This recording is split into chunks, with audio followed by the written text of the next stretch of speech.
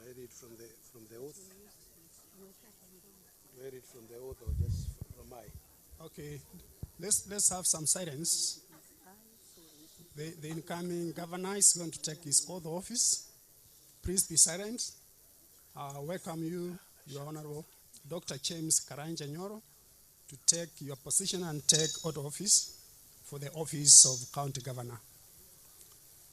You'll be taking the oath as read through the oath. I, James Karanja Nyoro, and the Republic of Kenya in the office of the Governor of Kiambu County, that I shall diligently discharge my duties and perform my functions in the said office to the best of my judgment, that I shall do justice to all. So help me God.